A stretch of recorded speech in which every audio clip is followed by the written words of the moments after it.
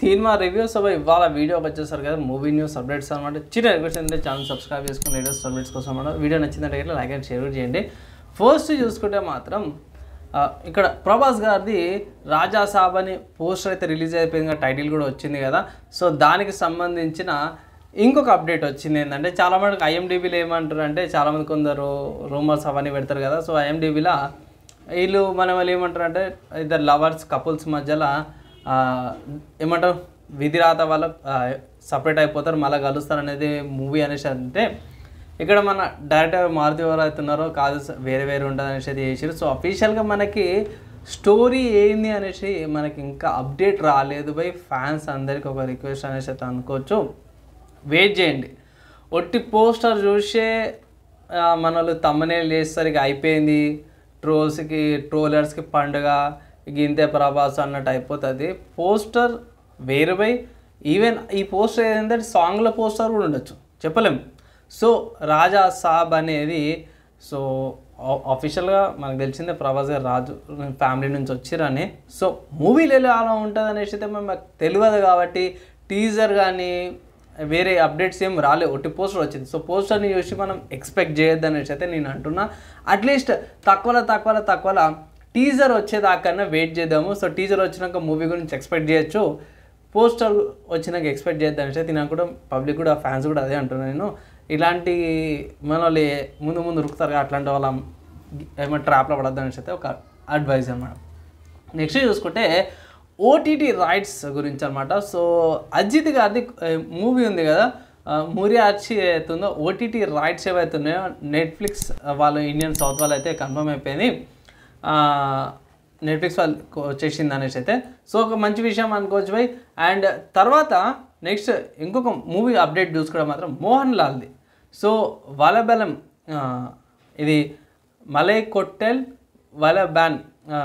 వలియబెన్ ఏదో మూవీ ఉంది కదా. సో ఇది 2 పార్ట్స్లో రిలీజ్ అవుతుంది అనేసి అయితే ఒక అప్డేట్ అయితే వచ్చింది బై. సో మోహన్ లాల్ గురించి మీకు అందరూ తెలిసిందే, మంచి యాక్టరు, యాక్టింగ్ పరంగా అయితే ఆయన మంచిగా తీస్తాడు. సో ఈ మూవీ మనకు 2 పార్ట్స్ వస్తుంది అనేసి అయితే అప్డేట్ వచ్చింది. సో చూద్దాము. నేనైతే ఎక్స్పెక్ట్ చేస్తున్నాను మంచిగా ఉంటుంది కంటెంట్ అనేసి అయితే. కొంచెం మిడివల్ టైప్లో కాస్ట్యూమ్స్ అయితే పోస్టర్ విషయం అయితే బాగా అనిపించింది. సో చూద్దాం. నెక్స్ట్ ఇంకొక అప్డేట్ చూసుకుంటే మాత్రమే ఓటీటీలో రిలీజ్ అయిన కళ్యాణ్ రామ్ గారిది devil British secret agent movie ఉంది కదా, దానికి సంబంధించిన ఇంకొక అప్డేట్ ఏమొచ్చిందంటే, ఈ మూవీ మనకి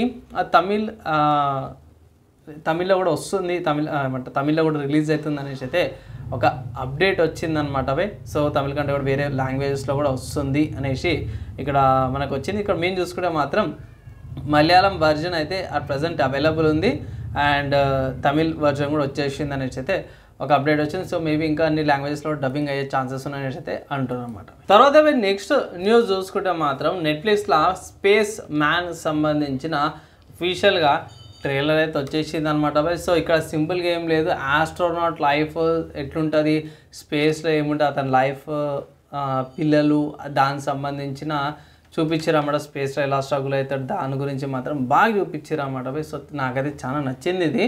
సో కాన్సెప్ట్ బాగుంది. సో ఒకవేళ ఇట్లా అఫీషియల్గా వచ్చినాక మీకైతే సపరేట్ ఇంకొక అప్డేట్ అయితే చేస్తారన్నమాట. తర్వాత నెక్స్ట్ మూవీ అప్డేట్ చూసుకుంటే మాత్రము మహాదేవ్ కా గోరఖ్పూర్, ఇది భోజ్పూర్ మూవీకి సంబంధించిన టీజర్ వచ్చింది. సో నాకు షాక్ అయినా. సో ఇది ఏంటంటే కొంచెం మనకి అఖండ అలాంటి ఫీల్ వైబ్స్ అయితే వస్తాయన్నమాట. సో కొంచెం శంకరునికి సంబంధించిన కాన్సెప్ట్ మీద వచ్చింది. సో భోజ్పూరి మూవీ నుంచి అయితే నేను ఇంతగా ఎక్స్పెక్ట్ చేయలేను. సో మన రవికిషన్ రాజేష్ గారు ఎవరైతే ఉన్నారో మనకు అంతా తెలిసిందే, అల్లు అర్జున్ గారిది గుంటూరు కారం మూవీ ఉంది కదా, దాంట్లో విలన్ లాగా తీసిరన్నమాట. సో అతను ఇప్పుడు అతని ఓన్ మూవీలా సో మహాదేవ్కి గోరఖ్పూర్ మూవీ అవుతుందో దాంట్లో హీరోలా యాక్టింగ్ చేస్తారు, అతను భోజ్పూరి హీరో అనమాట. సో కాన్సెప్ట్ పై బాగా అనిపించింది. సో ఇది నా ఒపీనియన్లో మాత్రము మన బాలకృష్ణ గారి అఖండ మూవీ ఉంది కదా, సో అఖండ మూవీ కంటే దానికంటే కొంచెం తక్కువనే ఉంది అనుకోవచ్చు బై.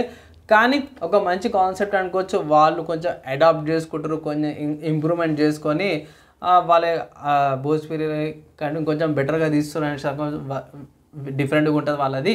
సో మేము లాగానే ఉంటుంది. సో చాలామంది కూడా చూసినాను, మేము కంటే కూడా కంటెంట్ మీద ఎక్కువ ఫోకస్ చేసిన అన్నట్టయితే కనిపిస్తుంది. సో నా ఒపీనియన్లో ఇది భోజ్పురిలా మంచి మూవీ అన్నట్టయితే అనిపించింది. కానీ చాలా మటుకు అప్డేట్ చూసుకున్నా లేకపోతే కింద కామెంట్ చూసుకున్నా ఇది పాన్ ఇండియా మూవీ అంటారు. సో పాన్ ఇండియా మూవీ కంటే కూడా భోజ్పురి సైడ్ ఇది ఒక మంచి మూవీ అనుకోవచ్చు. సో వాళ్ళ కంటే వాళ్ళ దానికి బెటర్గా ఉండి అనిపిస్తుంది కానీ పాన్ ఇండియా లాగా అనిపిస్తలేదు భయ్. అంతే నా పాయింట్.